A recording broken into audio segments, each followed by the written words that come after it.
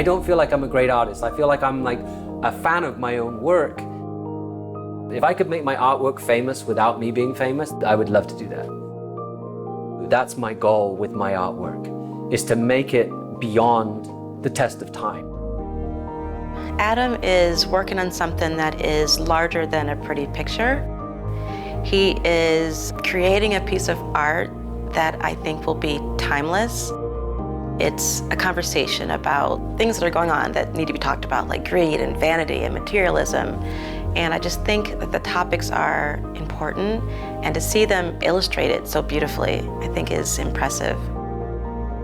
There's enough negative energy in the world. Creating positive impact is really important to me.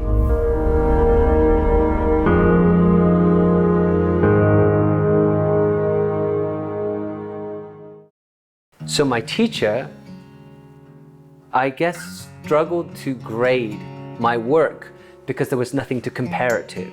Devastated me. I remember the day.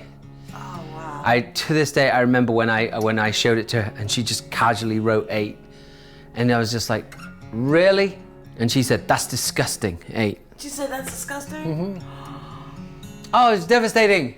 It's devastating. You have no idea. Like, to this day, like, I look at this picture and I go, bitch. Because she said it's no good, it was like, I'll show you. And I think that I'm still in that mode today, where I'm still trying to prove, ironically now to a person who is no longer alive, that I'm a good artist. In 1995, I lived in Japan, and so I spent 6 months creating the Valley of Rhyme.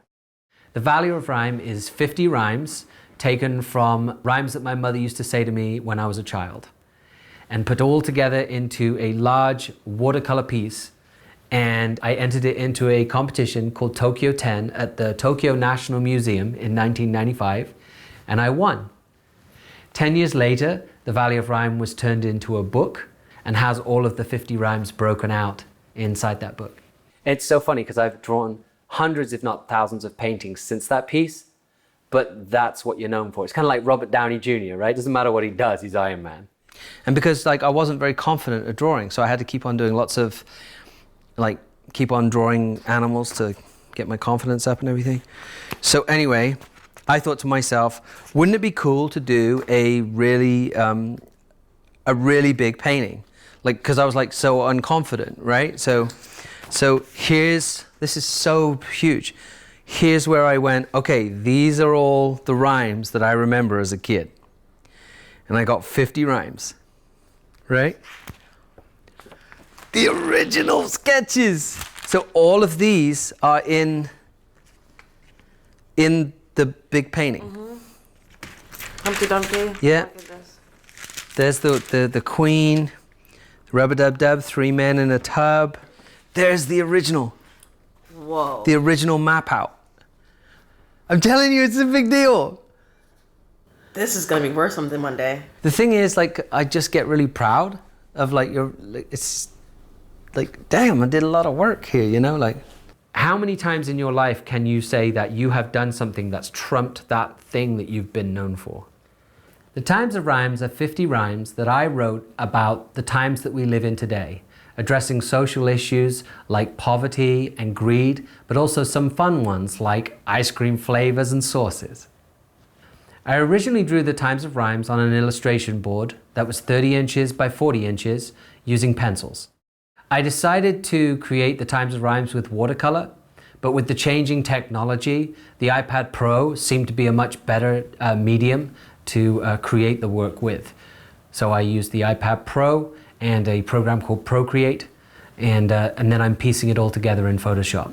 So one thing I don't think that people realize is that he is actually creating these illustrations, and he is writing each rhyme himself. And so my role is I just come in and help him edit and tweak here and there to make it flawless. She knows how to make words come to life like I know how to make pictures come to life. So let me read you the version that she did for Greedy Piggies. So it's just subtle changes. Greedy Piggy stayed at home, eating roast beef on his own. Wee, wee, wee, went Piggy too. I've made more food, but none for you. Back from market, Piggy 3. I've bought some food, enough for me. I'm so full I can't eat more, except something sweet, said Piggy 4. Eat, eat, eat, we're nearly done. Don't care if Piggy 5 has none. Fire! This is how my, I'm gonna put this on my gravestone, I think. This is called Jigsaw Bit. I don't fit, I'm a jigsaw bit. I'm not made for your puzzle. I'm fine, one piece, alone at least. I'll stay out of your trouble. The part I'm working on right now is to do with the excessive amount of garbage that we have, and we are not very efficient at recycling. And all the different types of areas that aren't just exclusive to me, I think that a lot of us consider. You could just look at it and you can say that's just a very cute picture about a lady holding some really pretty blue balloons, not realizing that this is a story about abortion, or these are easy ways to start those conversations with our children. Okay, so there's a lot of subliminal things inside of the Times of Rhymes. There's actually my wife's car right there in the painting. Also right here, this guy is from Taking Plants to Market. He has actually been drawn before, so I had to draw him with reference. And then there he is in the same painting. Got the same hat on, got the same shirt. This right here took 2 days. You could see that anybody could actually draw this. This is not difficult. It's just a lot of not difficult. If I said to you, could you draw this one little square right here?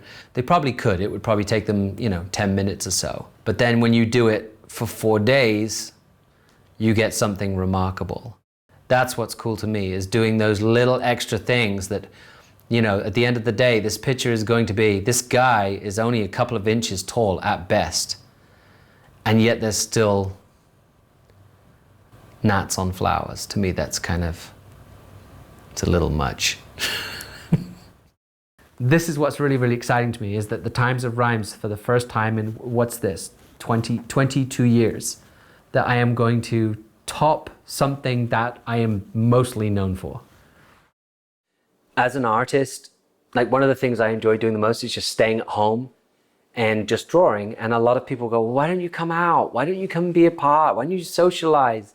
People seem to want me to be a part of the world, but also to have these wonderful pictures. And if you look at my pictures, I've got thousands of paintings. Something says this guy likes being by himself. So you often feel like you don't fit.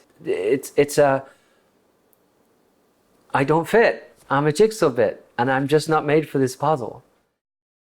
I do struggle with connecting to people in the general sense. I think all artists do. I don't know why I don't connect properly. It could be because I'm adopted. It could be because I had a best friend abandon me when I was a child. It could be for numerous reasons. I'm now wondering, is the reason why I create so much art to attempt to create connection with people? But I do see that with my art does create connection. And not just connection between me and whoever is viewing it, but between them and their kids and all of that stuff. And it's so, I don't know, it feels like it's filling that missing void. So it's so funny now that the Times of Rhymes is actually engaging from a deep level because of, all of the undertones of its meaning and stuff like that. That's what's going to make this so profound and so exciting. This thing, the fact that it's taking a year, the fact that it has so much meaning, the fact that it's awakening so many other people, the fact that it's connecting people and bringing them together, that other people want to be a part of it, the fact that all that energy is coming in together, it's like a perfect storm. I think that it's important to know that Adam doesn't create for money. He creates because he has to create. I think that's really lovely, to just do something for the love of the art. My biggest problem is I think there's a lot of fishermen in Vegas. I think there's a lot of people that are in the wrong place.